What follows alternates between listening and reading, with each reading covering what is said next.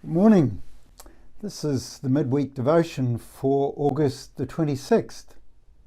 Sunday night I was watching the TV1 news and there appeared the new release of a blessing song, Blessing Aotearoa. I'd encourage you to watch it.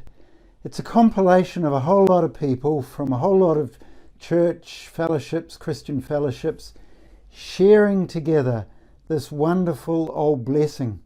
I say old because it actually comes from the Bible, from the Old Testament of the Bible, the book of Numbers, chapter 6, verses 24 to 26. And it's familiar to me, but the way it's been sung recently is just so powerful.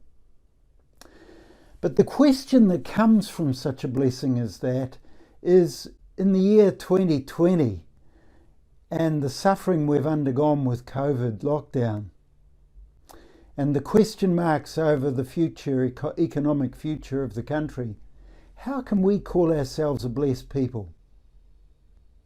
Well, two stories spring to mind. The first comes from a couple of weeks ago when the 11-year-old son of a former colleague of mine died suddenly. I've got a photo of him here. This is young Noah. Young fella full of life and vitality and faith. Yet at his funeral service, the family stood and they spoke resoundingly of the goodness of God. Even in the midst of their suffering, they celebrated Noah's life. And 4 years ago, it was the same for us, for my wife and for me and our family. You see, we had a son, Nathan, our second son, who died at the age of 25.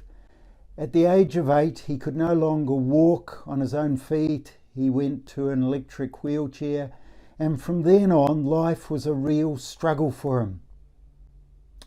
But in his early 20s, he said to his mother more than once, "You know, Mum, I love my life."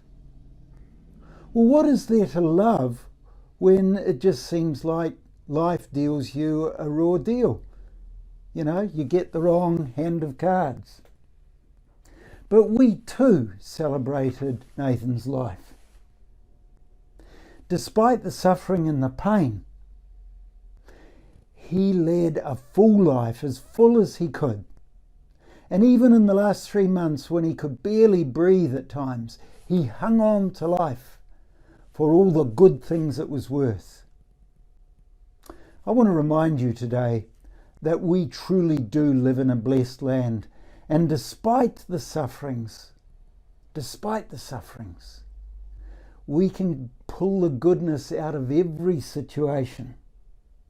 I want to finish with a few of the words from the blessing Aotearoa, the blessing from Numbers chapter 6.